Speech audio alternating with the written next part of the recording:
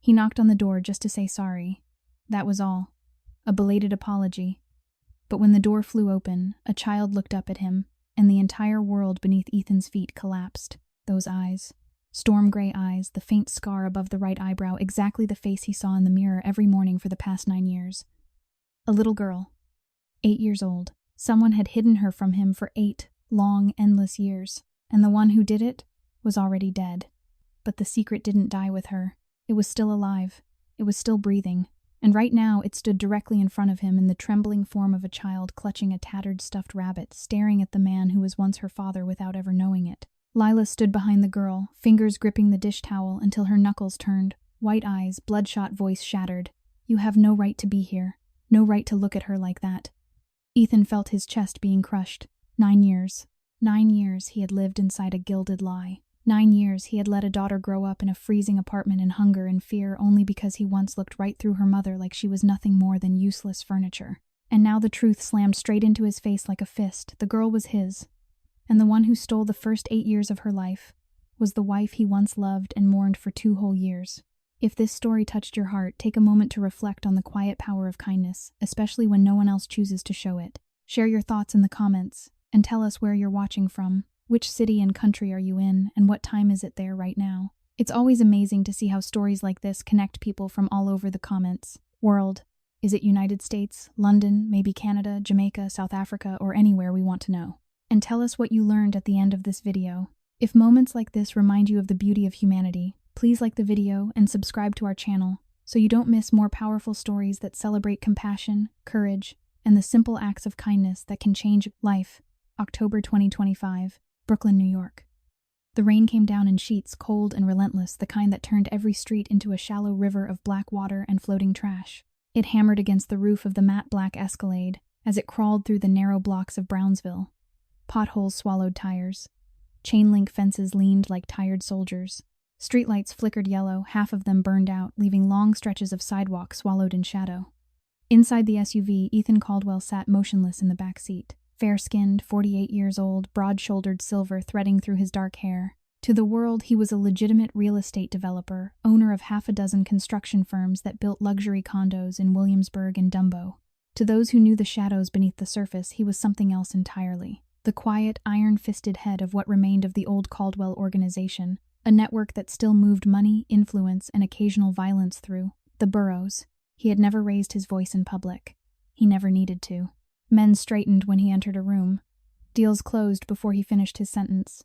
Tonight he looked smaller. His charcoal overcoat was unbuttoned. His hands rested open on his knees. His eyes were fixed on the rain-smeared window as though the answer to every question he had carried for 9 years might appear in the streaks of water. The driver, Tommy, 52 loyal since Ethan was 25, glanced in the rearview mirror. "We've been idling here 4 minutes, boss." "You sure about this?" Ethan did not answer right away. He reached into the breast pocket of his coat and pulled out a folded piece of paper, edges worn soft from months of handling. On it in his own handwriting, Lila Harper, 1427 Dumont Avenue, Apt 3, B, Brownsville. He had paid a private contractor, an ex-NYPD detective who asked no questions, $25,000 to find her.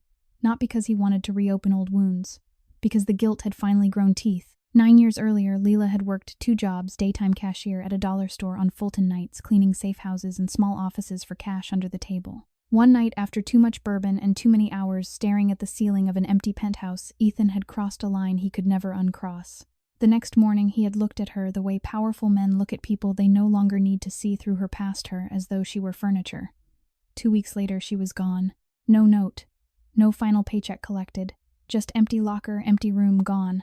He told himself she had found something better. He told himself it was cleaner that way. He told himself a lot of things. Then 2 years ago, his wife Elena, daughter of the man who once ran the neighboring territory, died of pancreatic cancer. In the silence that followed her funeral, the mansion in Bay Ridge felt larger and colder than ever. Ethan began remembering people he had used and discarded. Lila's face returned most often, quiet, watchful, never asking for anything, never complaining. The memory carried no lust, only shame. So here he was. Tommy cleared his throat. "Sir, park here," Ethan said. His voice was low, almost gentle. "I'll walk the rest." Tommy hesitated. "You want the umbrella?" "No." Ethan opened the door. Rain hit him like a slap. He stepped out anyway. Italian leather shoes sinking into a puddle that smelled of motor oil and garbage. He did not bother to button his coat. Let the water soak through. Let it hurt a little. The building was 3 stories of cracked brick and peeling brown paint. The front door buzzer had been ripped out long ago. The security gate hung open on one hinge. A single bulb burned above the entrance, throwing a weak circle of light onto cracked concrete steps. Someone had left a child's plastic tricycle chained to the railing. The red paint was chipped. One wheel was missing. Ethan climbed the stairs to the 3rd floor. The hallway smelled of boiled cabbage mildew and something faintly chemical, old bleach maybe. Fluorescent lights buzzed overhead, one tube flickering like a dying heartbeat. Apartment 3B. The brass numbers were missing. Someone had scratched 3B into the door with a key or a nail. Ethan raised his fist.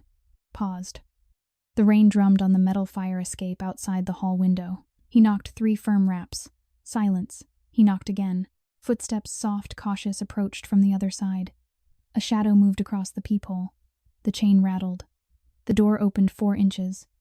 Lila Harper stood there. She was 34 now, but looked older.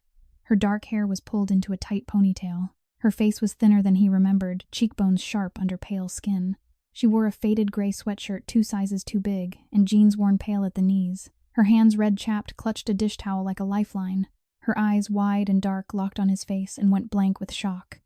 For a long second, neither of them spoke. "Lila," Ethan said. The word came out quieter than he intended. She stared, color drained from her lips. "You," she whispered. "I know this is unexpected." He lifted both hands, palms open. "I came to say I'm sorry. That's all. Just sorry." Her gaze darted past him, scanning the hallway, as though expecting someone else. Then her eyes returned to his face. Something flickered there, not anger, not relief, recognition, and fear. Behind her, deeper in the apartment, small footsteps pattered across bare floorboards. A child appeared in the narrow gap of the doorway. A girl, 8 years old, wearing oversized pink pajamas with cartoon cats. Hair the color of dark honey, sleep-tousled. She peered up at Ethan with wide, serious eyes, and Ethan felt the floor drop away. Those eyes were his. The same storm gray color, the same slight upward tilt at the outer corners. The same faint white scar above the right eyebrow, barely visible but unmistakable. He had gotten his at 7 falling off a dirt bike on his uncle's farm upstate. The same mark stared back at him, now healed but never erased. The girl tilted her head. "Mommy, who's that man?" Lila's hand shot out. Fingers closed around the child's thin shoulder, hard enough to make the girl wince. "Go back inside, sweetheart. Right now." The girl hesitated, eyes flicking between her mother and the stranger. Then she obeyed, disappearing into the dimness of the apartment. Lila turned back to Ethan. Her knuckles were white around the dish towel. Her breathing was shallow, rapid. "How old is she?" Ethan's voice cracked on the last word. Lila said nothing. Her jaw clenched so tightly a muscle jumped in her cheek. "Lila." He took 1 half step forward. "How old?" She swallowed. 8, she said so quietly he almost missed it. 8. The math hit him like a fist to the sternum. 9 years since she left. 8 years old. Conceived in the weeks before his wedding to Elena. The hallway seemed to tilt. Ethan braced one hand against the doorframe. Rain hammered the metal stairs outside. Somewhere down the block, a car horn blared long and angry. He looked at Lila again. Not the way a boss looks at an employee, not the way a man looks at a mistake, the way a father looks at the mother of his child when the truth finally breaks through 9 years of deliberate blindness. "You never told me," he said. "It was not an accusation. It was a wound opening." "I couldn't," she whispered. "You made that clear." The words landed softly, but they cut deeper than any shout could have. Ethan's throat closed. Guilt, old familiar, long-suppressed, rose in a black wave. He had looked through her. He had let her walk away. He had never once asked where she went, whether she was safe, whether she needed anything. He had chosen convenience over conscience, and all the while a child had grown up in this place. He looked past Lila into the apartment. One room visible, a living area barely larger than a garage. A sagging couch covered with a patched blanket. A small television on a plastic crate. A folding table with 2 mismatched chairs. No pictures on the walls. No toys scattered. Just survival pared down to its sharpest edges. Lila followed his gaze. Shame flickered across her face, quick, involuntary, then hardened into something fiercer. Pride. Defiance. She's fed. She's clean. She goes to school. That's more than a lot of kids around here have. Ethan's chest ached. "I know. Do you?"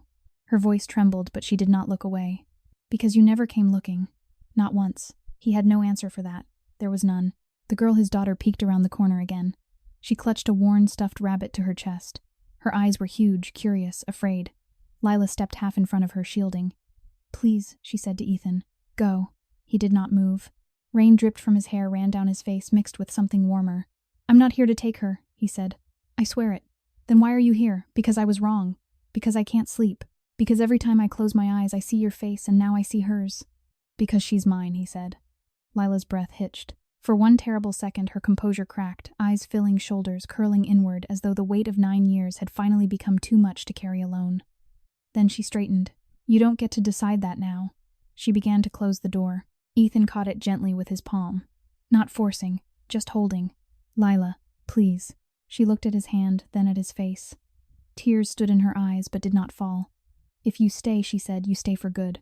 Or you leave right now and never come back. She's already lost enough." Ethan nodded once. Slowly. The door opened wider. He stepped inside. The apartment smelled of instant noodles, laundry detergent, and the faint metallic tang of old pipes. The floorboards creaked under his weight. The single window rattled in the wind. The girl, his daughter, stood in the center of the room, rabbit pressed to her chest, watching him with those impossible eyes. Ethan knelt. Slowly. So he would not tower over her. "Hey," he said softly. She studied him for a long moment. "You're wet," she observed. He almost laughed, sharp, surprised, painful. "Yeah, I am." She tilted her head. "You gonna stay dry now?" He looked at Lila. Looked back at the child. "If your mom lets me," he said. The girl glanced at her mother. Lila's face was unreadable fear and exhaustion, and something that might against all odds have been the first thin thread of hope. She gave the smallest nod. The girl turned back to Ethan. "Okay," she said simply. And in that one quiet word, the world Ethan had spent 9 years constructing cracked open, letting in light he no longer knew he could bear. The apartment door clicked shut behind Ethan with the soft finality of a vault ceiling. Rain continued to lash the single window, rattling the thin glass in its frame. Inside, the air was close, damp, heavy with the smell of yesterday's soup boiled too long, and the faint sourness of unwashed laundry hanging from a line strung across the corner. A single 60-watt bulb burned overhead, throwing long shadows across the cracked linoleum. Ethan stood just inside the threshold water, pooling at his feet in dark circles. His overcoat dripped steadily. He made no move to remove it. Removing it would have felt like claiming space he had not earned. Lila stayed near the door, one hand still on the knob as though she might need to throw it open again at any second. Her shoulders were drawn tight, the thin fabric of her sweatshirt clinging to her narrow frame. She had lost weight since he last saw her too much. Her collarbones stood out sharply beneath the stretched neckline. Her wrists looked fragile enough to snap. Dark half-moons shadowed her eyes. Sleep had clearly been rationed for years. The girl, his daughter, had retreated to the far corner of the living room. She sat cross-legged on the floor beside the sagging couch, the stuffed rabbit pressed against her chest like armor. Those gray eyes never left Ethan's face. They were not afraid exactly. They were measuring. Children in places like this learned early how to read a room for danger.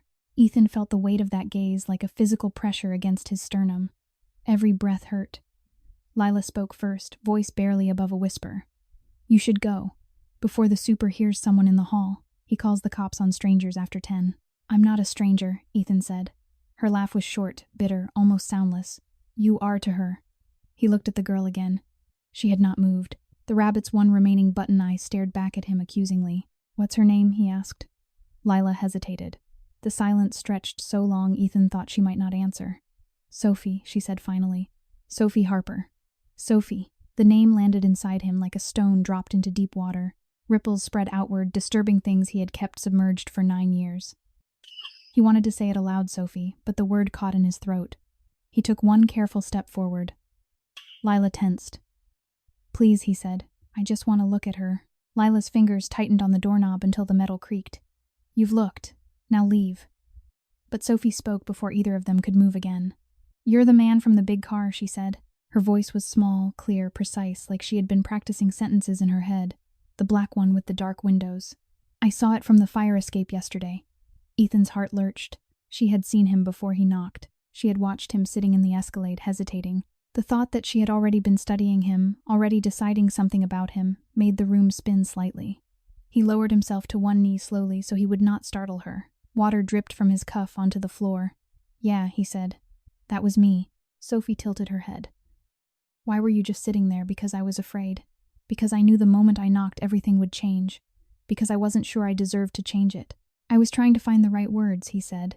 Sophie considered this. Mom says grown-ups who sit in cars a long time are usually waiting for trouble. Ethan felt Lila flinch beside him. I'm not here for trouble, he told the girl. I promise. Sophie's eyes narrowed slightly the same way his own did when he was weighing whether to believe someone. Promises don't always stick, she said matter-of-factly. Like glue that gets old. The observation was so plainly true, so plainly learned from hard experience, that Ethan felt something crack inside his chest.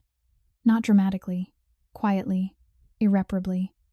Lila stepped between them. Bedtime, sweetheart. School tomorrow. Sophie looked up at her mother. But it's only 8:37. Early start, Lila said. Her voice was gentle, but the strain beneath it was audible. Go brush your teeth. I'll be there in a minute. Sophie hesitated. She looked at Ethan one more time, long searching, then rose, clutching the rabbit, and padded down the short hallway toward what must have been the only bedroom. When the bathroom door clicked shut, Lila turned back to Ethan. Her face had gone gray.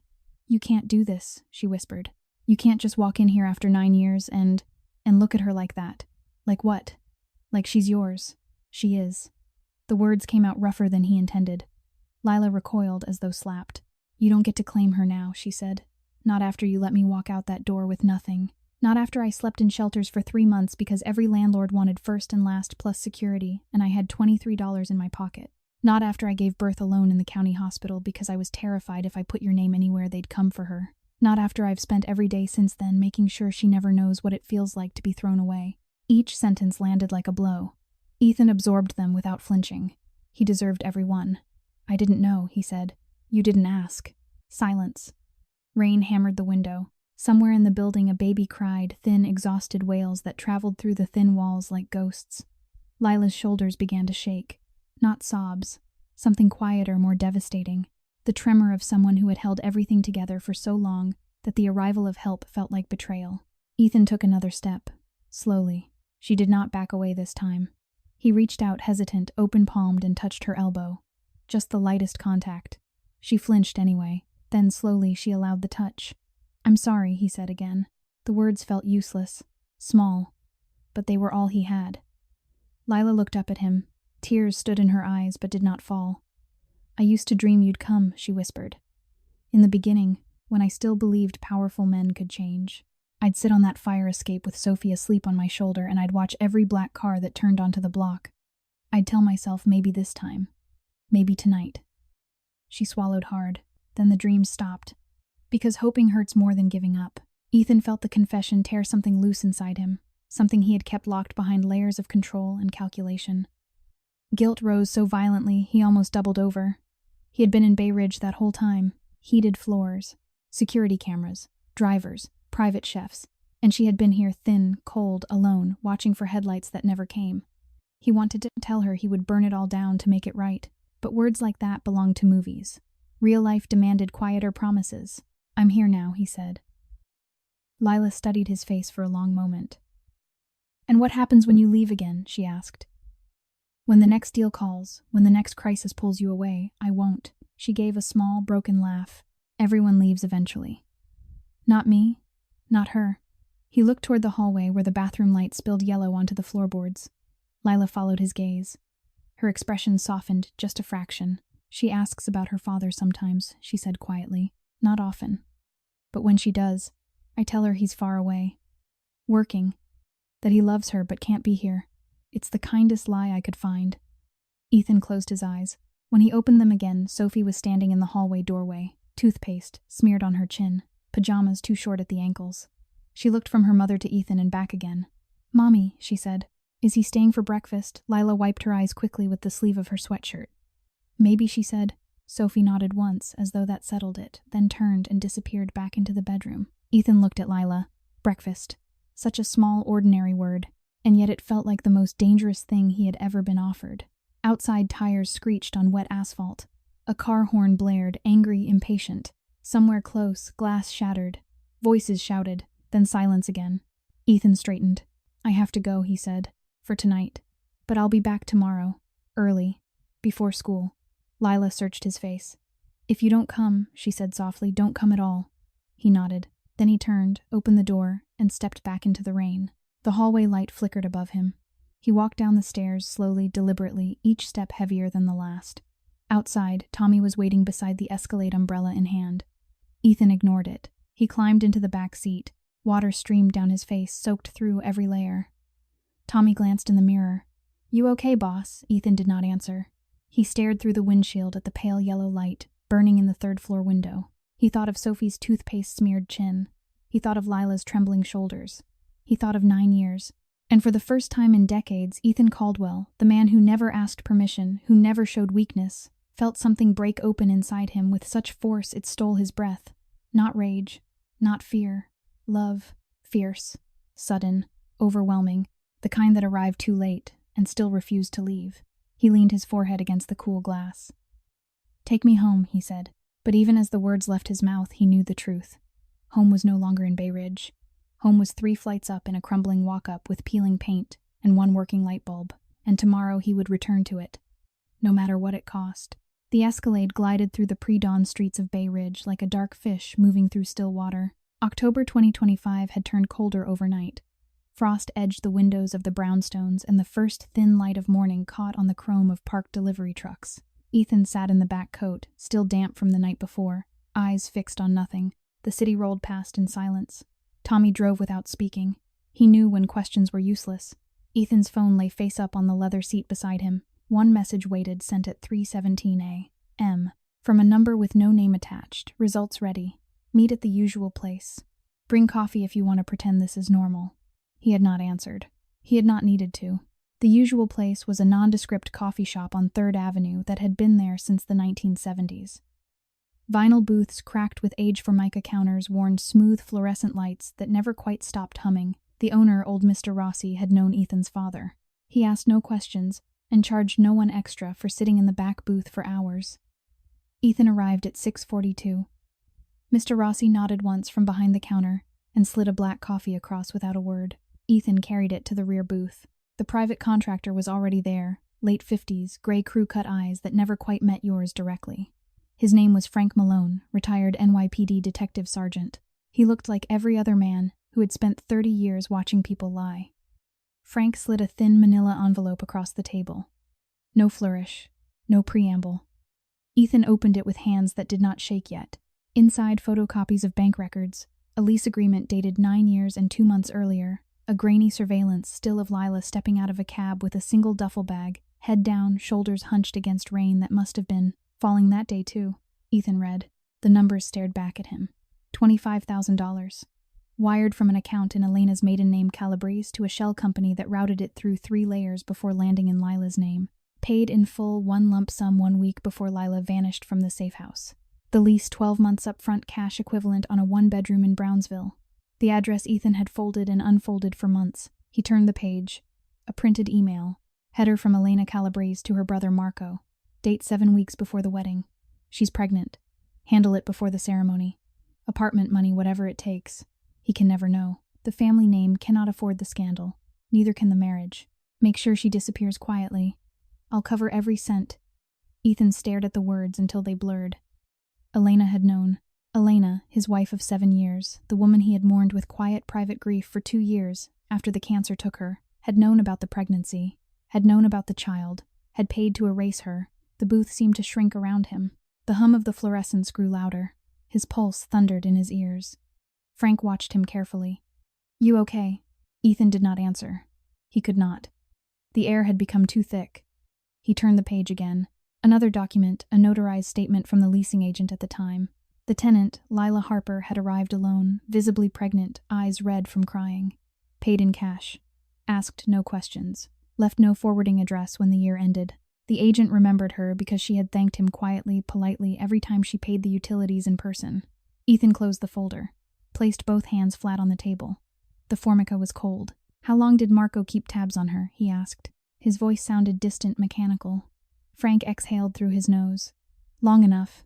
Phone records show he called her twice a year, always from burners. Always the same message, stay quiet, stay gone, or the money stops and worse things start. After Elena passed, he took over the monthly wire himself. Small amounts, just enough to remind her who was watching. Ethan felt something cold uncoil in his chest. Slow, deliberate, familiar. Rage. Not the hot flash he used in boardrooms or back rooms when men tried to cheat him. This was colder, deeper. The rage of a man who had been made a fool in the one place he thought he controlled his own home. He looked up. Marco still in the city, Frank nodded once. Same brownstone in Bensonhurst. Still running the construction side. Still thinks he's untouchable. Ethan stood. The booth creaked. He left the coffee untouched. Outside the morning had brightened but not warmed. Tommy waited at the curb. Ethan climbed in without a word. Head to Bensonhurst, he said. Tommy glanced in the mirror. You sure? Do it. The drive took 23 minutes. Traffic was light. Ethan spent every one of them staring at the folder in his lap. Each time he opened it, the words rearranged themselves slightly, hoping perhaps to be misread. They never did. Marco's brownstone sat on a quiet block, lined with brick row houses and wrought iron railings. 2 black SUVs were parked out front, his personal detail. Ethan told Tommy to circle once, then park 2 blocks over. He walked the rest. The air smelled of diesel and wet leaves. A bodega on the corner was just opening. The owner swept the sidewalk with slow, deliberate strokes. Ethan passed him without a glance. He climbed the stoop of Marco's building, rang the bell. No answer. He rang again. The door opened. Marco stood there in a white undershirt and gray sweatpants, hair still sleep-tousled, eyes narrowing the instant he recognized Ethan. You're early, Marco said. No greeting. No surprise. Coffee's not even brewed. Ethan stepped inside without invitation. The foyer was marble, cold, expensive, imported. Marco closed the door behind him. They moved to the living room. Floor-to-ceiling windows overlooked the street. Leather furniture. A bar cart stocked with bottles that cost more than most people's rent. Marco poured himself espresso from a machine that hissed like a snake. You look like hell, he said. Rough night. Ethan placed the folder on the glass coffee table. Let it fall with a soft slap. Marco glanced down. His hand paused mid-pour. Sit, Ethan said. Marco sat. Ethan remained standing. You paid her, Ethan said. Quiet. Flat. You and Elena. 25,000. An apartment. Threats. 9 years. Marco stared at the folder as though it might bite him. I did what was necessary, he said finally. For the family. For the alliance. For you. For me. Marco looked up. You were marrying my sister. You were about to inherit half the territory. A bastard kid with a cleaning lady would have blown everything apart. Elena knew it. I knew it. You would have known it too if you hadn't been too drunk to notice. Ethan felt the room tilt. He had been drunk that night. Too drunk. Too lonely. Too selfish. But the child had not asked to be conceived. The child had not asked to be hidden. Ethan leaned forward. Hands braced on the table. The glass creaked under his weight. You let her starve, he said. You let her live in a place where the heat barely works, where the pipes freeze every winter, where she counted quarters for formula. You watched. You sent reminders. You made sure she stayed small. Marco shrugged, one shoulder lift, casual practiced. She took the money. She made her choice. Ethan's vision narrowed to a tunnel. He saw Lila's thin wrists, her chapped hands, Sophie's 2 short pajamas, the single bulb burning in a room that never quite warmed up. He straightened. I'm going back there, he said. Today. Tomorrow. Every day after that. I'm going to see my daughter. I'm going to help her mother. And if you or anyone in your crew try to stop me, the folder becomes public. The email. The transfers. The calls. Everything. Marco's face hardened. You think the family will let that happen? I think the family will do what I tell them to do, Ethan said. Or they'll learn what happens when I stop telling. He turned toward the door.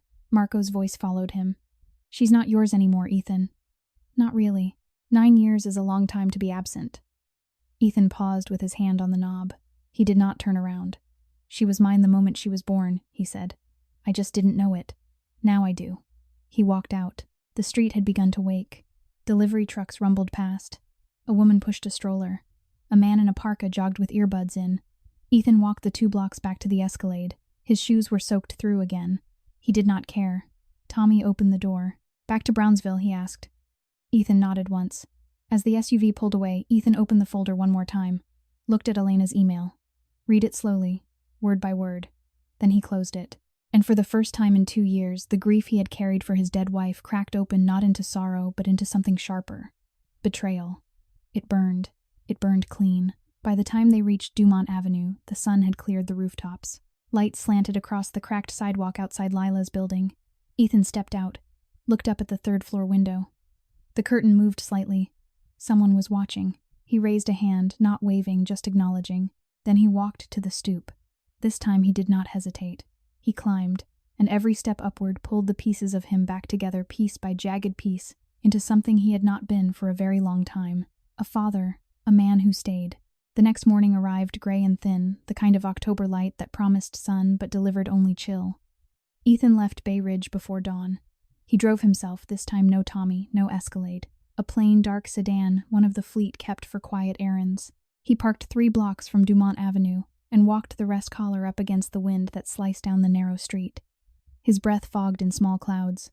He carried nothing, no flowers, no gifts, no envelope of cash. Only himself stripped of the armor wealth usually provided. The stoop of 1427 Dumont Avenue looked exactly as it had the night before. Cracked concrete, iron railing, flaking rust. A single cracked flower pot holding the skeletal remains of last summer's geraniums. Ethan climbed slowly. Each step echoed in his chest like a heartbeat too loud to ignore. He knocked 3 soft raps. The door opened almost immediately. Lila stood there in the same oversized sweatshirt sleeves pushed up to reveal forearms thin as branches.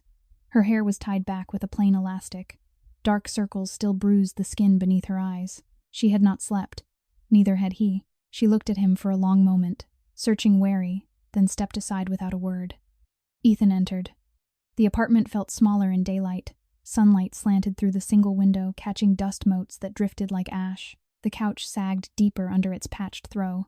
A small space heater hummed in the corner, orange coils glowing feebly against the cold that seeped through the walls. On the folding table, 2 mismatched bowls, a half-empty box of off-brand cereal, a carton of milk that had begun to turn at the edges. Sophie sat at the table. She wore the same pink pajamas, cuffs rolled twice to fit her wrists. A spoon rested in her hand, paused midair. Milk dripped from it back into the bowl. She stared at Ethan with those storm-gray eyes, his eyes, and said nothing. Ethan stopped just inside the doorway. The disparity hit him again harder this time in the morning light. His cashmere coat, still carrying the faint scent of the leather interior of the sedan, his polished shoes leaving faint wet prints on linoleum worn through to the subfloor in places, versus the room where every surface bore the mark of careful rationing. A single light bulb, a single space heater, a child eating dry cereal because milk was too precious to waste on seconds. Lila closed the door behind him. The latch clicked like a period at the end of a sentence no one wanted to finish. "You came," she said softly. "Not accusation, not relief, just fact. I said I would." She nodded once, her hands twisted together in front of her. "Sophie has school in 40 minutes. We walk. The bus is $3 round trip. We walk." Ethan felt the words like a slap he had earned. $3. He carried more than that in coins in his pocket on any given day and never noticed. He looked at Sophie. "May I sit?" Sophie considered him. Then she pushed the empty chair opposite her with her foot. The legs scraped across the floor. Ethan sat. The chair creaked under his weight. He folded his hands on the table, careful not to take up too much space. Sophie studied him. "You're wearing the same coat." "I didn't have time to change." "You smell like rain and expensive soap." Ethan almost smiled, sharp surprised. "You notice things. Mom says noticing keeps you safe." He looked at Lila. She stood by the sink, arms crossed, watching them both with the guarded stillness of someone who had learned that sudden movements could shatter fragile peace. "Sophie," Ethan said quietly, "I know this is strange. A man you don't know shows up at your door, twice. I don't expect you to trust me yet." Sophie spooned another bite of cereal, chewed slowly, swallowed. "You're my dad," she said. Not a question. A statement placed carefully on the table between them. Ethan's throat closed. He nodded once. Sophie looked down at her bowl. "Mom cried last night, after you left. Not loud, quiet, like she didn't want me to hear." Ethan felt the confession tear something inside him, fresh, raw. "I'm sorry," she cried, he said. Sophie shrugged one small shoulder. "She cries sometimes. When the landlord knocks, when the heat goes out, when she thinks I'm asleep." Lila made a small sound, half gasp, half sob, then turned quickly to the sink, running water to cover it. Ethan's hands curled into fists beneath the table. He looked at Sophie again. "I want to make things different," he said. "Not all at once, not in ways that scare you, but different, better." Sophie tilted her head. "Better, how warmer, safer, enough food, a coat that fits, heat that stays on all night." Sophie's eyes narrowed slightly. "And what do you want back?" The question, so direct, so adult, landed like a stone in still water. "Nothing," Ethan said. "I just want to be here. If you'll let me." Sophie studied him for a long moment, then she pushed her bowl away. "I have to get dressed," she said. "School starts at 8:15. She slid off the chair and disappeared down the short hallway. Lila turned off the faucet. Her hands trembled as she dried them on the dish towel. "She's testing you," Lila whispered. "She's always testing. Everyone leaves eventually. She learned that early." Ethan stood, slowly. "I won't leave." Lila looked up at him, eyes wet, exhausted, fiercely protective. "You say that now. I mean it." She searched his face. Then, very quietly, "Prove it." The words hung between them, simple, devastating. Ethan nodded. Outside the street had begun to fill with morning sounds, car doors slamming, children shouting a distant siren. Ethan walked Lila and Sophie to the corner where the school route began. He stayed half a step behind, giving space, not crowding. Halfway down the block, 2 men in dark jackets stepped out from between parked cars. One wore a wool cap pulled low. The other had a scar running across his left cheek. They moved with purpose straight toward Ethan. Lila froze. Her hand found Sophie's shoulder, protective, instinctive. Ethan stepped forward, placing himself between them and the woman and child. "Morning, Caldwell," the scarred one said. Voice low, Brooklyn accent thick. "Marco sends regards. Says you're moving fast these days." Ethan's face did not change. "Tell Marco I heard him the first time." The woolcap man smiled thin without humor. "He also says some things belong in the past. Digging them up makes messes." Ethan's voice dropped lower. "You tell him if anyone touches them, if anyone even looks too long, I'll make messes he can't clean up." Silence stretched, tense, electric. The scarred man glanced at Lila and Sophie. His eyes lingered a second too long on the girl. Ethan took one step closer. Not aggressive, just present. The man looked away first. They backed off slowly, deliberately, then turned and disappeared between the cars. Lila's breathing was shallow. She clutched Sophie's hand so tightly the girl winced. Ethan turned back to them. His face was calm. His hands, when he reached out to gently loosen Lila's grip, were steady. "They're gone," he said softly. Lila looked at him, eyes wide, pupils dilated with fear, and something else. Confusion, the first thin crack of trust. Sophie looked up at Ethan. "You scared them away." "I asked them to leave." Sophie nodded once as though filing the information away. They walked the rest of the way in silence. At the school gate, Sophie paused. She looked up at Ethan. "You coming tomorrow?" she asked. "If your mom says it's okay." Sophie turned to Lila. Lila swallowed. Her voice was barely audible. "Okay." Sophie gave a small, serious nod, then ran through the gate, backpack bouncing. Lila watched her disappear into the crowd of children. Then she turned to Ethan. Her eyes were wet again. "Thank you," she whispered, "for walking us." Ethan felt the words like sunlight after long darkness. He did not touch her. He did not presume. He only said quietly, "I'll be here when school lets out." Lila searched his face, and for the first time she did not look away first. She nodded, small, hesitant, but real. Then she turned and walked back toward the apartment alone, but no longer quite as invisible. Ethan watched her go. The wind cut through his coat. He did not feel it. All he felt was the fierce, burning thing that had taken root in his chest the night before, now growing stronger, hotter, undeniable. Love, not romantic, not possessive, parental, fierce, protective, overwhelming. He stood on the sidewalk outside the school gate until the last child disappeared inside. Then he turned and walked back to the sedan. But he was already counting the hours until 3:15. Until he could stand on that same corner again. Until he could prove again and again and again that this time he stayed. The afternoon pickup line outside P.S. 123 stretched halfway down the block. Children spilled out of the double doors in waves of bright jackets and bouncing backpacks, voices rising in the sharp, joyful chaos that only school dismissal could produce. October 2025 had turned the air brittle.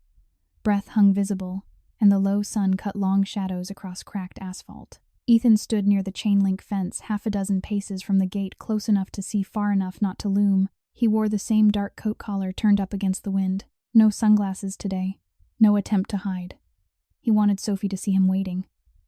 Lila arrived at 3:12 exactly as she had the day before, and the day before that. She walked quickly, head down, hands buried in the pockets of the same thin jacket she had worn since Ethan first knocked on her door. The zipper was broken. She held the two sides closed with one fist. Her sneakers were splitting along the sides.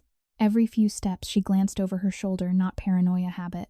Years of watching corners. She reached the gate just as Sophie appeared, backpack too large for her frame, one strap slipping off her shoulder. Sophie spotted Ethan first. Her face changed, not surprise exactly, but something warmer. Recognition, the small, careful smile of a child who had begun to believe the adult might actually return. Lila saw him a second later. Her step faltered. She looked from Ethan to Sophie and back again. Her mouth opened, then closed. She walked faster. They met at the gate. Sophie reached Ethan first. She stopped in front of him, head tilted. "You're here again," she said. "I said I would be." Sophie nodded once, small, satisfied, then turned to her mother. He waited the whole time. Lila's eyes were wide. She looked exhausted, cheeks hollower than yesterday, skin almost translucent in the cold light. She had not eaten breakfast. Ethan had watched her pour the last of the cereal into Sophie's bowl and drink black coffee from a chipped mug. The memory twisted inside him like a blade. "Let's go home," Lila said softly. Her voice trembled at the edges, not from cold, from something deeper. They walked together, Ethan half a step behind, giving space. The street felt narrower today. Eyes followed them. Neighbors on stoops, men leaning against cars. Whispers drifted like smoke. Halfway down the block, trouble found them. 3 men stepped out from the mouth of an alley, same dark jackets, same purposeful stride as the pair from yesterday. These were different faces, though. Younger, hungrier. One carried a metal baseball bat loosely at his side, not raised, just present. The leader, tall, shaved head tattoo creeping up his neck, stopped directly in their path. "Caldwell," he said, voice flat. "Marco's done asking nice." Ethan moved without thought, placing himself fully between the men and Lila and Sophie. His coat flared slightly with the motion. He felt Lila's hand brush his sleeve, brief, instinctive, then pull back. "Walk away," Ethan said quietly. The leader smiled, thin, without warmth. "Boss says you're forgetting who runs Brownsville now. Says you're playing house with strays. Says it ends today." Sophie pressed against Lila's leg. Lila's arm went around her daughter's shoulders, tight, protective.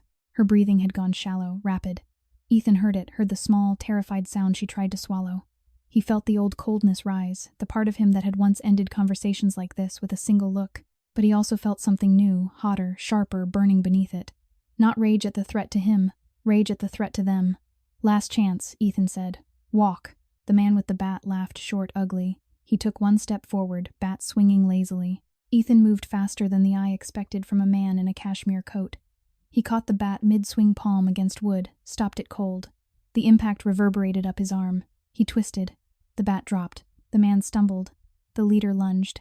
Ethan sidestepped, precise, economical, caught the man's wrist, twisted just enough to bring him to his knees. No blood. No broken bones. Just control. The third man hesitated, then backed away. Ethan looked down at the kneeling man. "Tell Marco," he said, voice low. "If anyone comes near them again, if anyone even looks too long, I will burn everything he values. Quietly, completely, and he will watch." He released the wrist. The man scrambled back. The 3 retreated fast without another word. Silence fell on the street. Ethan turned. Lila was staring at him, eyes huge, pupils blown wide. Sophie clung to her leg, face buried against her mother's thigh. Lila's voice came out small. You didn't hit them.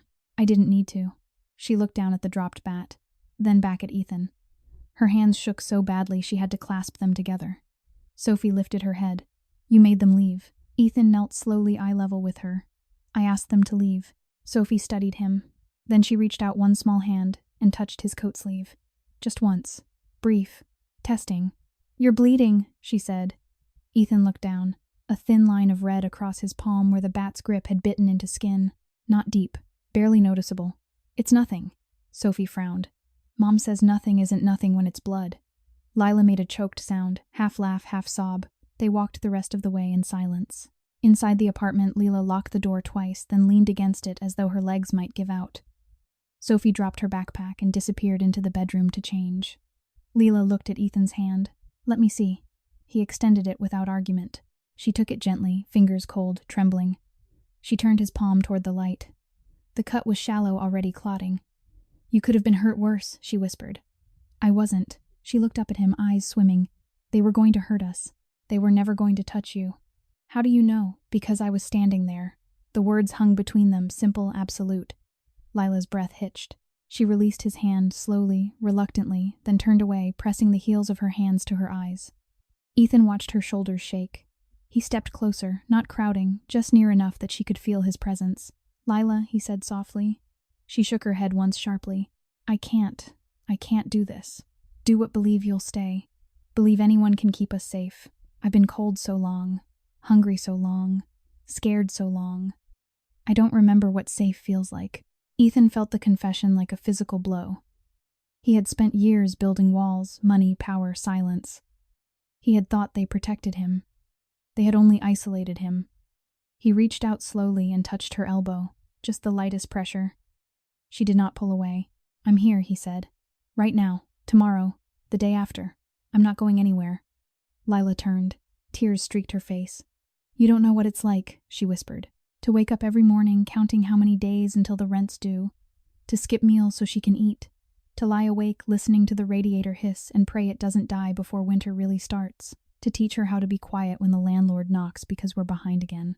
To wonder every single day if today is the day someone takes her away, because I can't prove I'm enough. Her voice cracked on the last word. Ethan felt something inside him fracture clean through.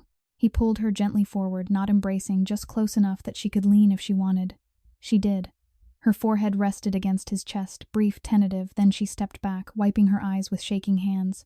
Sophie appeared in the doorway jeans, now a too-thin sweater, watching them both. Mom, she said quietly. Lila straightened, forced a smile. I'm okay, sweetheart. Sophie looked at Ethan. You stayed. I did. Sophie nodded once, small, serious. Then she walked to the table, pulled out a notebook, and opened it to a page of math problems. Want to help? She asked Ethan. He looked at Lila. Lila nodded, small, exhausted, but real.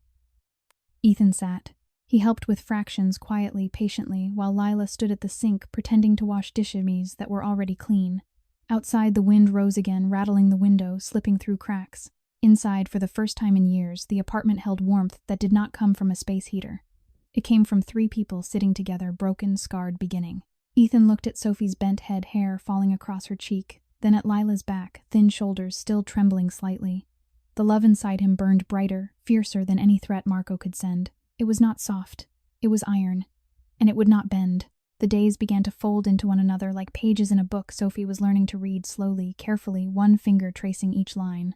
October 2025 deepened.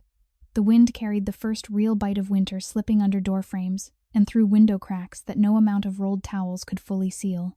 Inside the apartment on Dumont Avenue, the single space heater ran almost constantly now, its coils glowing orange in the dimness, but the warmth never reached the corners. Lila still slept on the couch most nights, giving Sophie the narrow bed in the only bedroom because the mattress was thinner there and the draft sharper. She woke with stiff shoulders and numb fingers, rubbing circulation back into her hands before Sophie stirred. Ethan came every afternoon. He arrived at 3:15, never later, carrying nothing ostentatious. Sometimes a paper bag from the corner bodega milk that was still cold bread, that was still soft apples that smelled of orchards instead of the back of a delivery truck. He placed them on the table without ceremony. Lila never thanked him in words. She simply unpacked them with careful hands, as though afraid the food might vanish if she moved too quickly. She would cut an apple into precise wedges for Sophie, saving the core to boil later for tea. Ethan watched every motion, cataloging the 1,000 small humiliations of poverty he had never before had to witness up close. Sophie began to wait for him at the window, kneeling on the couch, chin on the sill, watching the street until the dark sedan turned the corner. When he knocked, she opened the door before Lila could reach it. She never hugged him. Not yet. But she stood closer each day, the space between them shrinking by inches. One Tuesday, Ethan arrived to find the apartment colder than usual. The space heater had tripped the breaker again. Lila was on her knees in front of the outlet, trying to reset it with shaking fingers. Her lips were faintly blue. Sophie sat on the floor, wrapped in the patched throw, knees drawn to her chest, rocking slightly, the small, instinctive motion of a child who had learned early that movement generated warmth. Ethan crossed the room in 3 strides. He knelt beside Lila. "Let me," he said. She looked up, eyes glassy with fatigue, and for a moment she almost refused. Pride flickered, then faded. She handed him the plug. He reset the breaker. The heater clicked back on. Warmth began to creep outward again, slow, tentative. Lila sat back on her heels. "Thank you," she whispered. Ethan stayed on his knees. "How long has it been like this? 3 winters now," she said. "The landlord says it's the wiring. He says he'll fix it when he gets the money. He never gets the money." Ethan felt the familiar cold rage coil in his gut, not at the landlord, but at the entire system that allowed this to continue. He had buildings. He had money. He had power. And none of it had reached this room until now. He looked at Sophie. She watched him from the floor, gray eyes steady, unblinking. "You're cold," he said. Sophie nodded once. "Mom says winter is just practice for being brave." Ethan's throat closed. He stood. I'll be right back. He left the apartment, down the stairs, into the sedan. He drove 6 blocks to a department store that stayed open late. He bought the thickest coat they had in Sophie's size navy wool, lined with a hood edged in faux fur. He bought gloves, a scarf, thermal socks. Then he bought a second space heater, the kind with safety shutoff and a thermostat. He paid in cash. No receipt, no questions. When he returned, Lila was sitting on the couch beside Sophie, arms around her daughter, rocking gently. The apartment smelled faintly of boiled water and the last of yesterday's tea. Ethan set the bags down. Sophie looked up first. "What's that? Things to make winter easier," Ethan said. He pulled out the coat, held it open. Sophie stood slow, hesitant. She slipped her arms in. The sleeves were long enough to cover her hands. The hem reached her knees. She looked down at herself, small, swallowed in wool, and something flickered across her face. Wonder, fear, hope. "It's heavy," she said. "Good heavy," Ethan told her. Lila stood. Her hands hovered, wanting to touch the fabric, afraid to. "Ethan, we can't." "You can," he said quietly. "You already are." He pulled out the second heater, plugged it in. Warmth bloomed faster now, 2 sources instead of 1. Lila watched the coils glow. Tears stood in her eyes but did not fall. Sophie walked to the window. She pressed her gloved hand against the glass, testing the difference. Outside, the wind howled. Inside, the room began to feel like a room instead of a box. Then the knock came sharp, impatient. Lila tensed. Ethan moved to the door, looked through the peephole. A man in a dark jacket, same wool cap as before. Marco's man. Ethan opened the door just wide enough. The man looked past him at Lila and Sophie, then back at Ethan. "Marco says you're getting comfortable," he said. "Says it's time to remind you who owns this block." Ethan stepped fully into the doorway, filling it. "Tell Marco," he said, voice low, "that if he sends another message through you or anyone else, I will deliver my answer personally. And he will not like the handwriting." The man tried to hold Ethan's gaze. Failed. Backed away. The hallway light flickered above them. Ethan closed the door. Locked it. Lila was shaking small, violent tremors. Sophie pressed against her mother's side, eyes wide. Ethan knelt in front of them both. "They're gone," he said. Sophie looked at him. "You made him leave too." "I asked him to leave." She studied his face. Then slowly she reached out and placed her gloved hand on his. "You're warm," she said. Ethan felt the small weight of her trust like a physical force pressing against every wall he had ever built. He turned his hand over. Let her rest hers in his palm. Lila watched, eyes wet, breathing uneven. Later, after Sophie had fallen asleep on the couch, new coat still on hood pulled up like a shield, Lila sat at the folding table with Ethan. She spoke quietly, voice raw. "I never told anyone his name," she said. "Not the father's name. Not even Sophie knows it. I thought, if I kept it secret, it couldn't hurt her." Ethan waited. "But she asks," Lila continued. "She asks why other kids have dads who pick them up. Why some moms have wedding rings. Why we don't have a Christmas tree that stays up all year. And every time I answer, I feel like I'm stealing something from her." She looked at him, really looked. "You're giving it back," she whispered, "piece by piece. And I'm terrified it will disappear again." Ethan felt the words carve deeper into the wound that had opened the night he first knocked. He leaned forward, elbows on the table, hands open. "I spent years believing power meant distance," he said. "Control. Walls. I built an empire so no one could reach me. And all the while, the only people who ever mattered were here, cold, hungry, waiting." Lila's breath caught. "I can't undo 9 years," he said, "but I can fill every day from now on. If you'll let me." She searched his face, long searching. Then slowly she reached across the table, placed her hand in his. Her fingers were cold, thin, calloused. His were warm, steady. She did not pull away. Outside, the wind rose again, howling against the window. Inside, 2 heaters hummed in quiet harmony. And for the first time in years, Lila Harper allowed herself to lean just a little into the possibility that safe might be real. Ethan felt the trust, small, fragile burning settle into the hollow place inside him. He did not speak. He simply held her hand and let the warmth spread. The first snow of the season arrived on the last Friday of October 2025. Thin, wet flakes that melted the moment they touched pavement, turning Brownsville sidewalks into slick black mirrors. Ethan drove the plain sedan slowly down Dumont Avenue, headlights cutting pale tunnels through the early dark. He had spent the afternoon in a quiet office on Flatbush, signing papers with a lawyer who asked no questions and charged accordingly. Preliminary guardianship documents, drafted medical release forms, prepared school records requested under TQDAS, emergency authority. Nothing final yet, nothing rushed. But the first legal threads had been laid thin, almost invisible, yet strong enough to begin pulling Sophie into a safer orbit.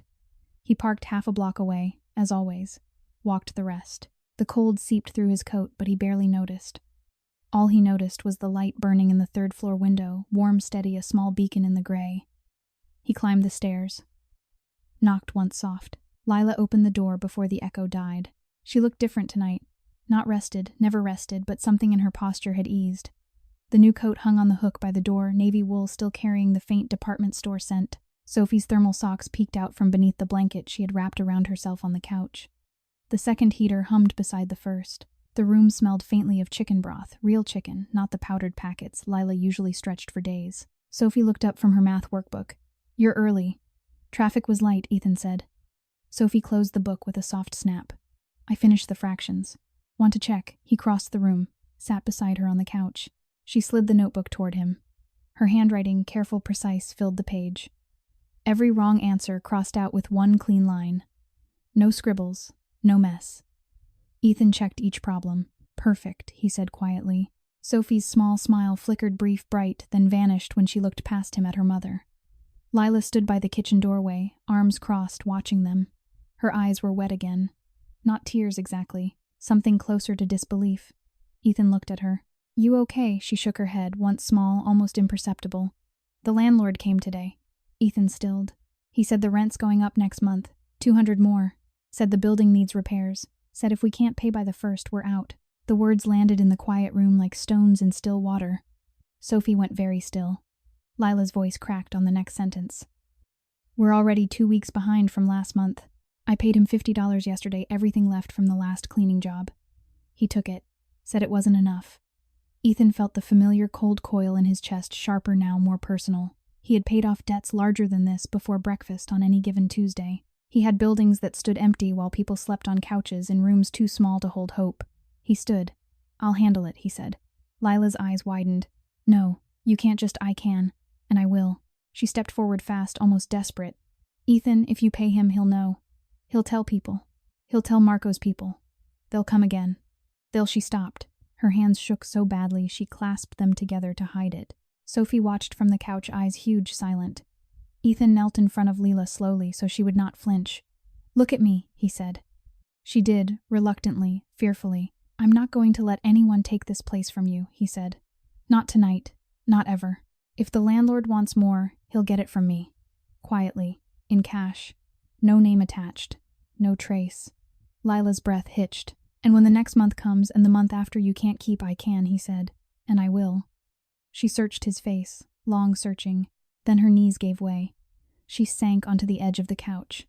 Sophie immediately moved closer, wrapping small arms around her mother's waist.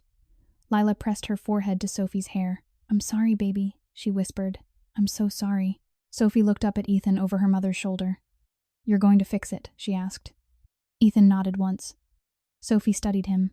Then very quietly, "Thank you." The words landed inside Ethan like sunlight after endless night. He stayed until Sophie fell asleep, curled on the couch, now new coat draped over her like a blanket. Lila sat beside her, stroking her daughter's hair in slow, rhythmic passes. Ethan stood by the window, watching the snow gather on the sill outside. Lila spoke without looking up.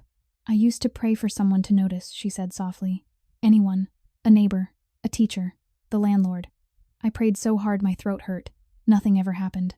Then you knocked. And now I'm terrified it's a dream. That I'll wake up and you'll be gone and the rent will still be due and Sophie will still be cold."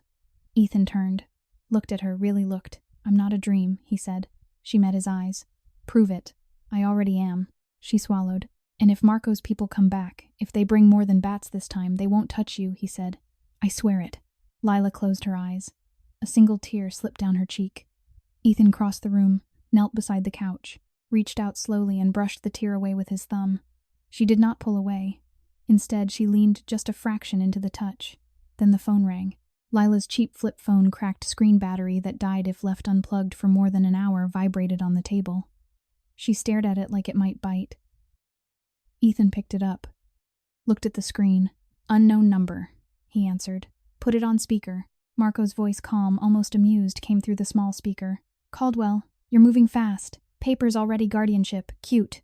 Ethan's grip tightened on the phone. Marco continued. "But here's the thing. You think you can buy your way in. You think a coat and a heater make you a father. You think you can walk away from the family and keep the kid. Lila's face drained of color. Ethan's voice was ice. You have 5 seconds to tell me why you're calling. Marco laughed short, ugly. Because I have something you want. And you have something I want. Walk away from the girl. Sign the papers back. And I won't have to send anyone to collect her personally. The line went dead. Lila made a small broken sound, half sob, half scream. She clutched Sophie tighter. The sleeping girl stirred but did not wake. Ethan set the phone down carefully, deliberately. Then he stood. His hands shook, not with fear, with fury so pure it burned white-hot behind his eyes. He looked at Lila. I'm ending this, he said. Tonight. She shook her head, violent, frantic. No, don't go, please. They'll hurt you. They won't touch me, he said. And they will never touch her. He knelt again. Took Lila's face gently between his hands, careful, reverent. Look at me, he said. She did, eyes swimming terrified. I love her, he said. I love her more than anything I've ever built, more than power, more than money, more than the life I had before I knocked on that door. And I love you because you kept her safe, because you carried her alone, because you never stopped being her mother even when the world tried to make you stop. Lila's breath shuddered out of her. I'm going to protect you both, he said. Not with threats, with truth, with everything I have. He leaned forward, pressed his forehead to hers just once, brief, sacred. Then he stood. I'll be back before morning, he said. Lila reached out, grabbed his sleeve. Promise, she whispered. I promise. She released him. Ethan walked to the door. Outside, the snow had thickened, falling fast, now silent and relentless. He stepped into the night, and the man who had once ruled through distance and control walked straight into the storm, not to conquer, but to protect. The sedan waited at the curb. He climbed in and drove toward Bensonhurst, toward Marco, toward the end of every lie that had kept a child cold and a mother broken.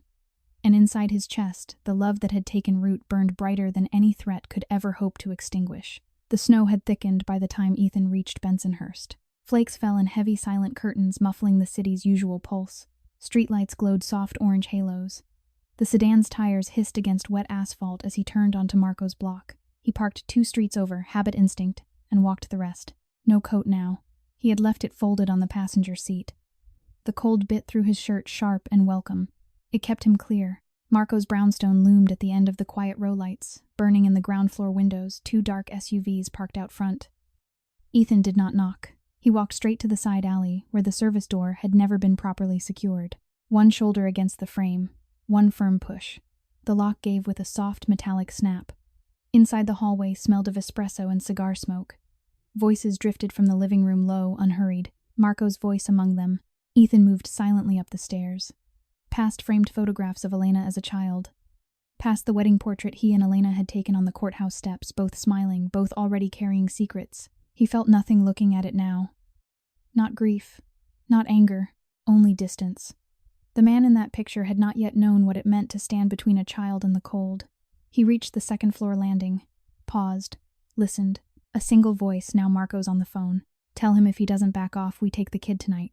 Quiet. No trace. He'll fold. Men like him always fold when it's personal. Ethan felt the words settle into his bones like lead. He stepped into the doorway. Marco sat behind a wide oak desk phone, still at his ear. 2 men stood against the wall, same dark jackets, same hard eyes. They straightened when they saw Ethan. Marco ended the call without a word, set the phone down slowly. You're early, he said. Same tone he had used the first time Ethan confronted him. Calm, almost amused. Ethan did not answer. He crossed the room in 4 strides, stopped in front of the desk. Marco leaned back. You look tired, Ethan. Long night, you threatened her, Ethan said, voice low, flat. You threatened my daughter. Marco smiled thin without warmth. She's not your daughter. Not legally. Not yet. And even if she were, blood doesn't mean much when you've been gone 9 years. She's a liability, a loose end. Elena understood that. I understood that. Ethan's hands curled at his sides. The knuckles whitened. Marco continued. You think you can walk away from the family, take the kid, play house in Brownsville. You forget we built this. We own this. You don't get to rewrite the ending. Ethan leaned forward, hands braced on the desk. The wood creaked under his weight. I'm not asking permission, he said. I'm telling you. Stay away from them. or I end every quiet arrangement we've ever had. The construction contracts, the permits, the protection, all of it. Public, loud. And when the feds start asking questions, they'll start with you." Marco's smile faded. One of the men stepped forward. Ethan did not look at him. He looked only at Marco. "Tell them to stand down," he said. Marco hesitated, fraction of a second too long. The man moved. Ethan moved faster. He caught the man's wrist mid-reach twisted, forced him to his knees. The second man lunged. Ethan sidestepped, drove an elbow into the man's solar plexus. Air left the man in a sharp rush. He dropped. Marco stood. "You're making a mistake," he said. Ethan straightened, looked at his former brother-in-law. "No," he said. "The mistake was letting you think you could touch what's mine." He turned.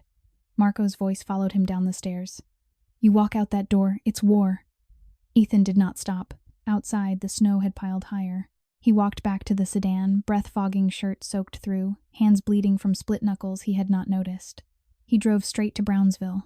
The apartment light still burned. He climbed the stairs 2 at a time, knocked once. Lila opened the door, eyes red, face pale. She saw him, saw the blood on his hands, the snow melting in his hair, and made a small broken sound.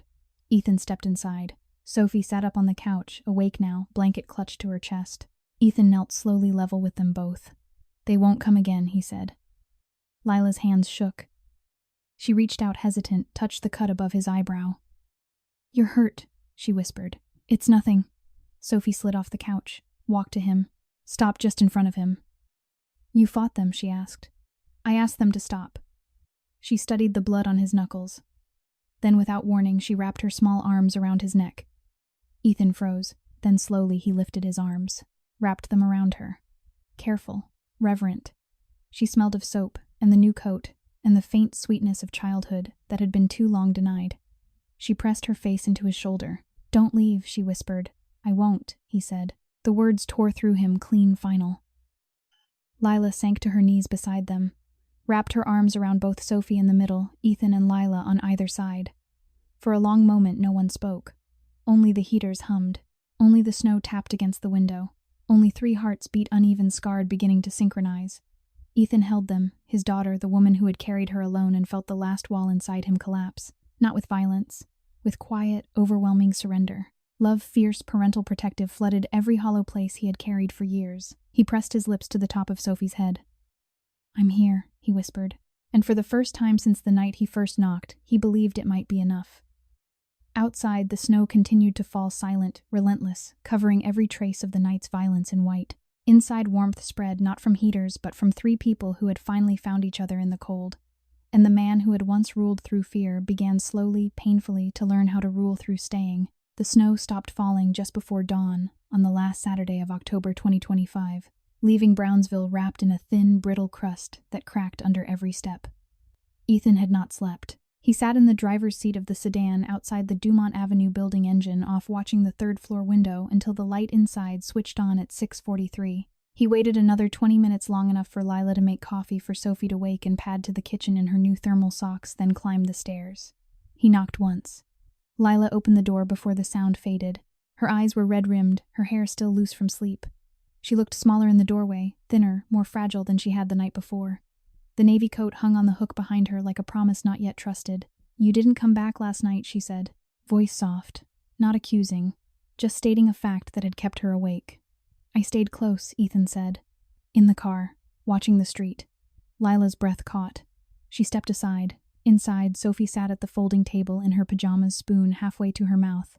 The cereal bowl held only a few flakes floating in watery milk, the last of the carton. She looked up at Ethan and smiled, small, sleepy, real. "You're here early again," she said. "Couldn't stay away," he answered.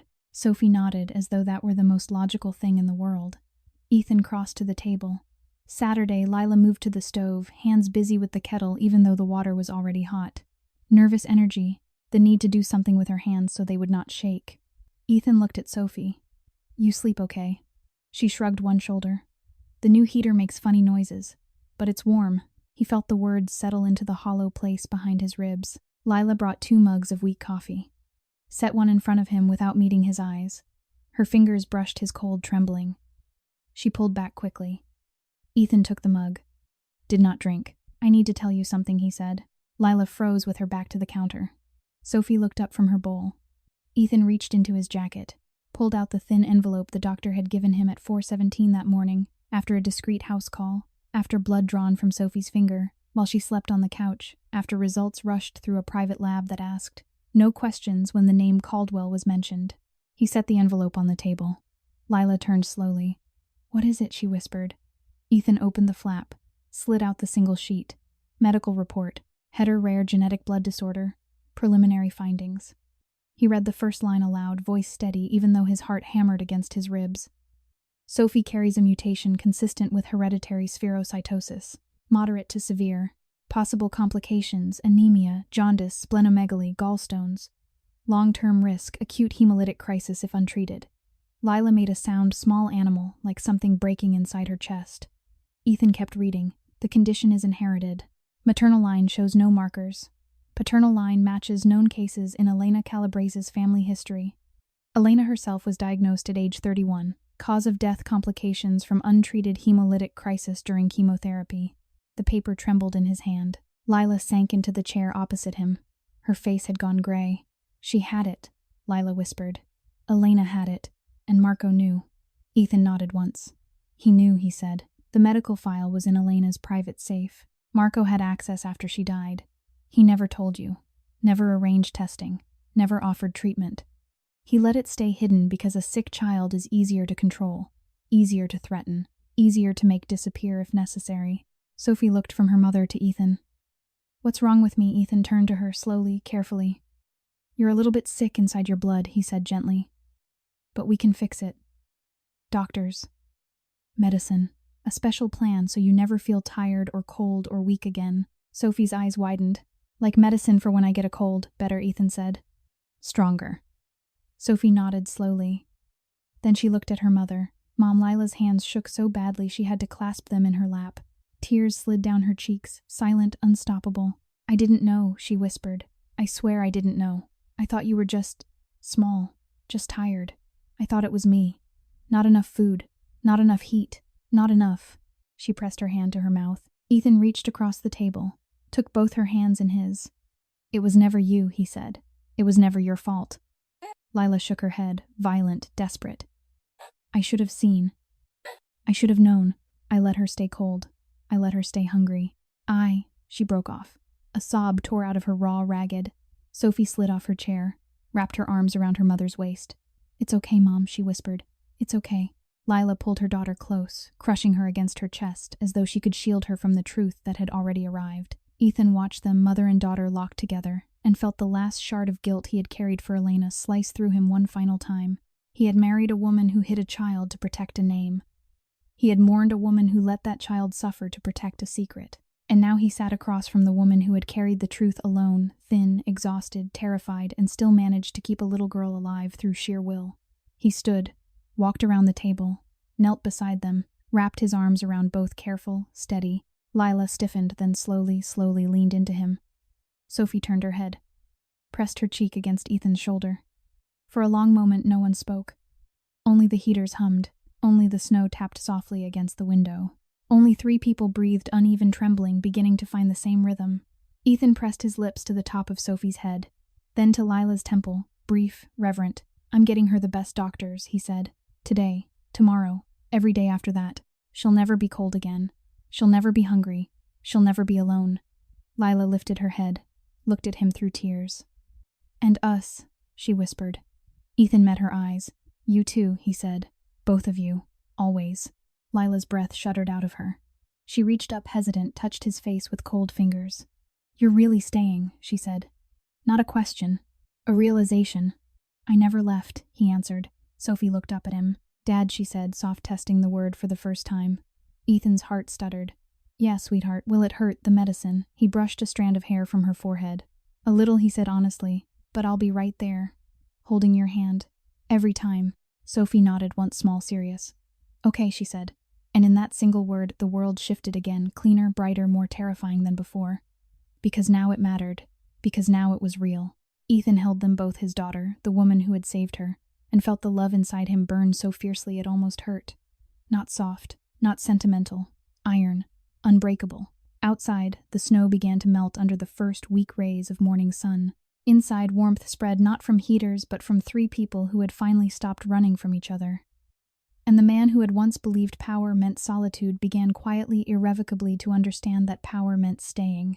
The sky above Bensonhurst had cleared by late afternoon on the last Sunday in October 2025, but the cold remained sharp, invasive, the kind that found every seam in clothing and every crack in resolve. Ethan drove back to Dumont Avenue with the windows down, letting the wind scour his face. His knuckles still stung from the night before. The cut above his eyebrow had crusted over, pulling every time he frowned. He did not care.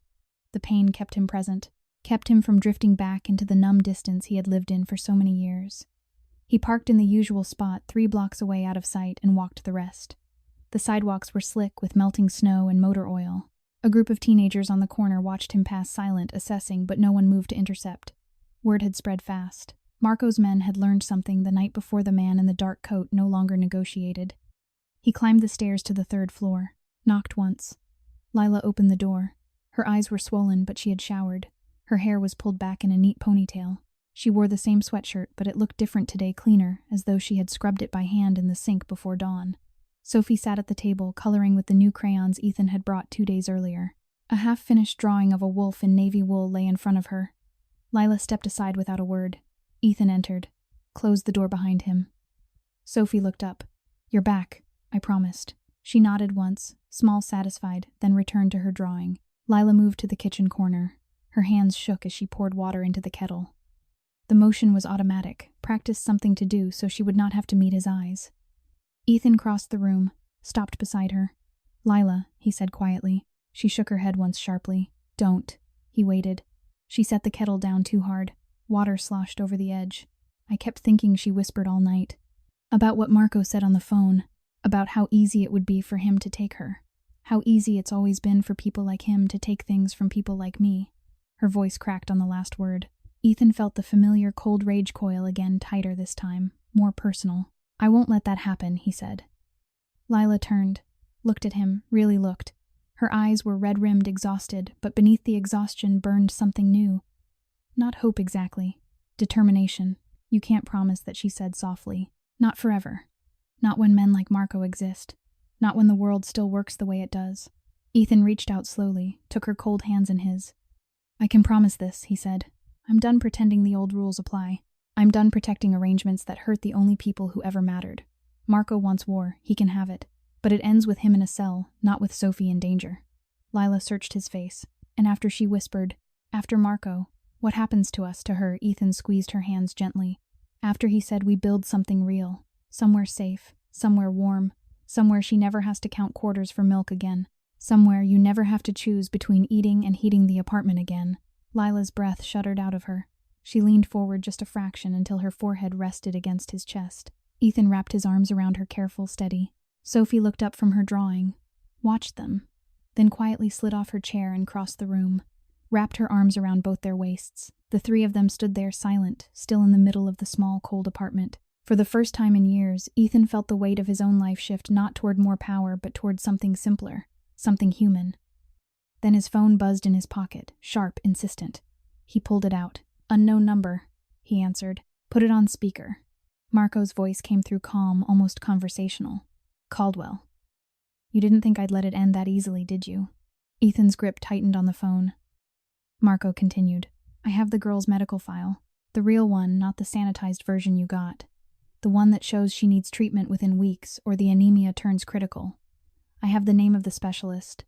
I have the appointment scheduled for tomorrow morning.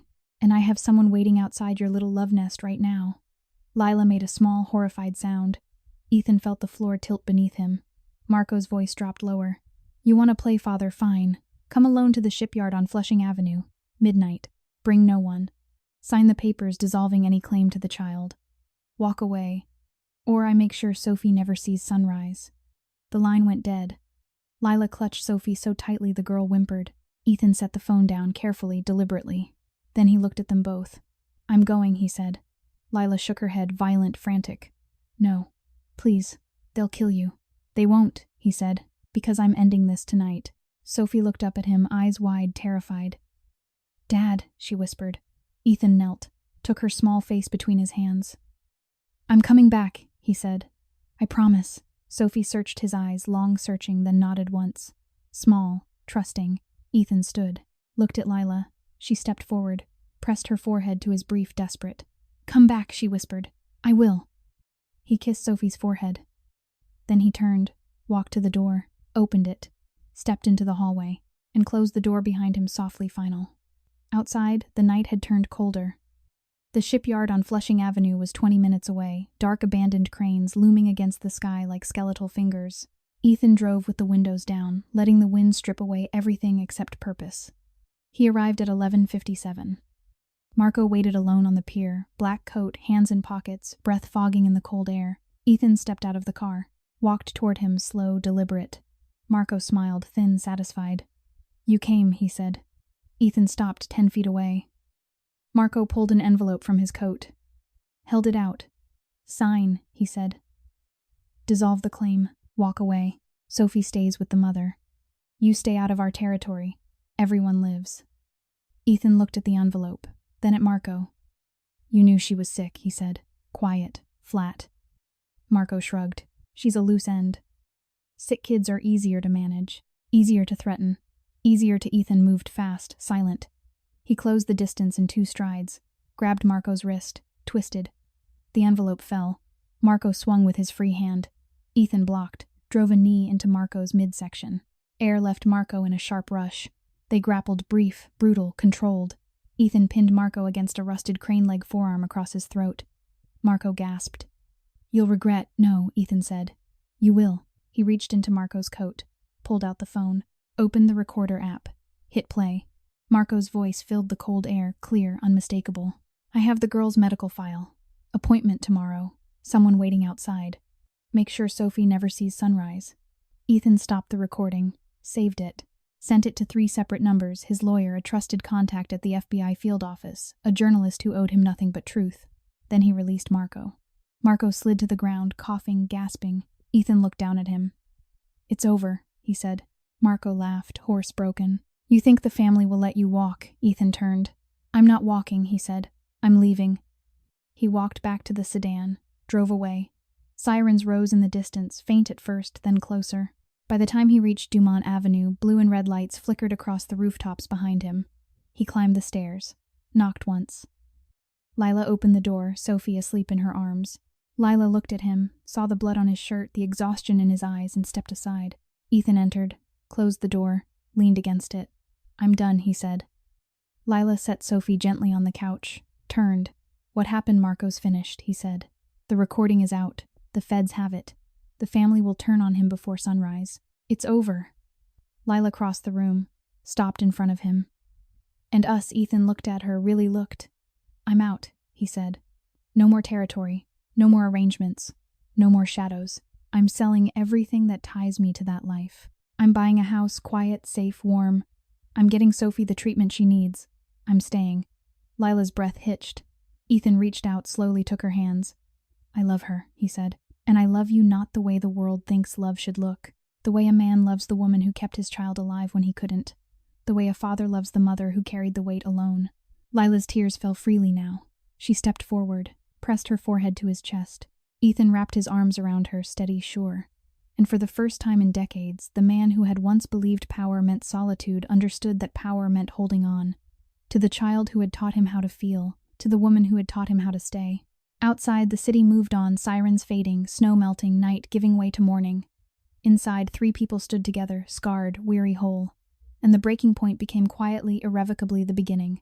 The first week of November 2025 arrived quietly, carrying the kind of cold that settled deep into bones and lingered long after the sun rose. Brownsville wore a thin layer of frost that morning, the kind that turned chain-link fences silver and made every breath visible. Inside apartment 3B on Dumont Avenue, the 2 heaters still hummed in steady harmony, but the warmth they gave felt different now, earned, shared no longer, borrowed from desperation.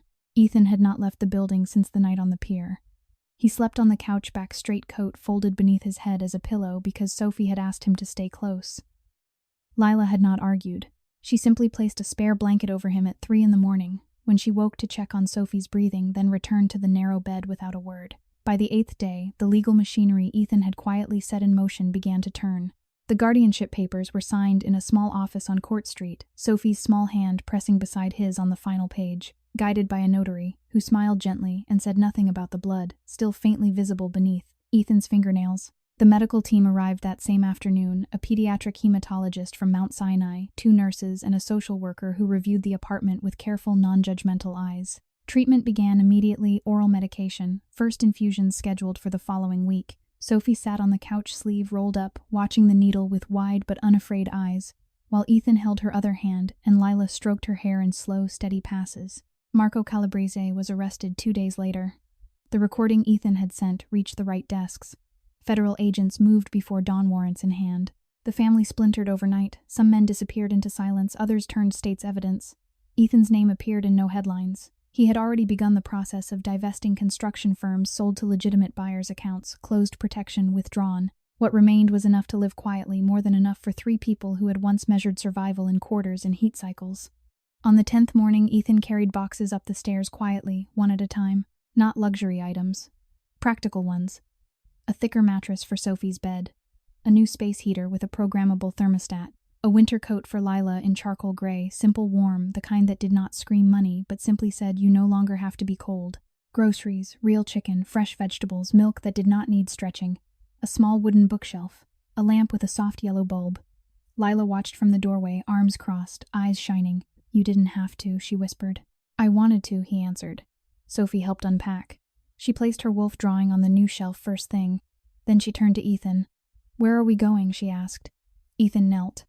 To a new house, he said. Not far. A little bigger. A yard. A room just for you. Heat that never stops. Windows that don't rattle. And a kitchen where we can make cookies whenever you want. Sophie's eyes widened. Cookies. Every kind, he said. She looked at her mother. Lila nodded, slow, tearful. We're going together, sweetheart. All 3 of us. Sophie ran to Ethan, arms around his neck, face buried in his shoulder. He held her carefully, fiercely, and felt the last of the old life fall away like frost under sun. The move happened quietly. No moving trucks. No announcement. Just Ethan, Lila, and Sophie carrying boxes down the stairs of the old building one last time. Neighbors watched from stoops. Some nodded, some whispered. Mrs. Rivera from the 2nd floor pressed a small tin of homemade bizcochos into Lila's hands and said, You deserve this, Mija.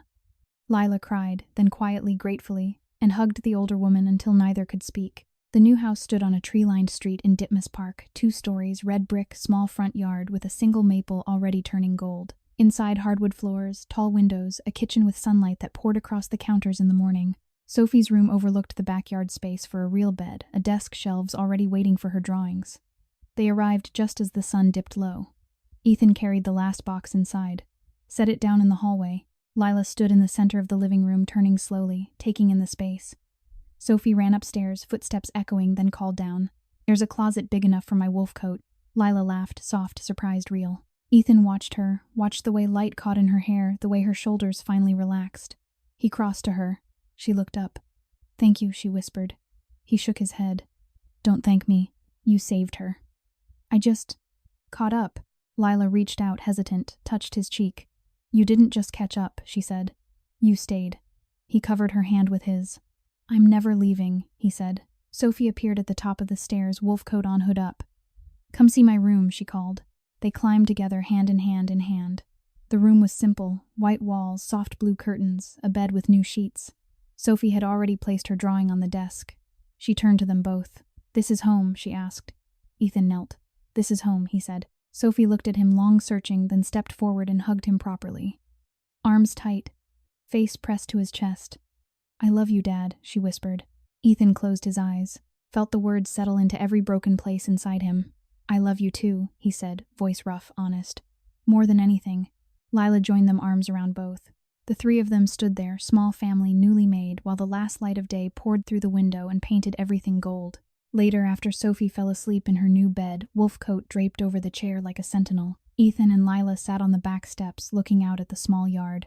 Lila leaned against him, shoulder to shoulder. I still wake up sometimes, she said quietly, and think it's a dream. That I'll open my eyes and be back in the old apartment counting days until the heat goes out again. Ethan slipped his arm around her shoulders. It's real, he said. You're safe. She's safe. We're safe. Lila rested her head against him. I never thought love could look like this, she whispered. No matter the color of skin, no matter the size of the bank account, love just stays. Love just protects. Ethan pressed his lips to her temple. It does, he said. They sat in silence a long time, watching the stars appear one by one above the city. And in that quiet, Ethan understood something he had never grasped before. Knowledge is the light that finds us in darkness. Knowledge is the bridge between regret and redemption. Knowledge is what turns a closed heart into an open door. Knowledge is the quiet voice that says you can begin again. Knowledge is the gift we give when we finally choose to see. Lesson after lesson had come to him through Sophie's small hand and his through Lila's weary courage through the long nights of cold wind and colder truths. Lesson upon lesson had taught him that compassion does not measure wealth. Education begins in the heart before it reaches the mind. Education is listening. When someone whispers, "I'm scared," lesson is staying. When every instinct says run, lesson is choosing love over power every single day. If you are watching this video right now, I wish you good health, a joyful life, and daily peace. Please subscribe to the channel, like this video, and share it with someone who needs to hear that love, real love, can cross any distance, any difference, any darkness. How did this story make you feel? Does it remind you of anything in your own life? Maybe a moment when someone stayed when they didn't have to, or a time you felt truly seen? Share in the comments below. I read every single one, and I want to hear the emotions deep in your hearts. Thank you for being here with me today. See you in the next video. Disclaimer: all stories on this channel are fictional and created solely for entertainment purposes. Any resemblance to real people, events, or places is purely coincidental.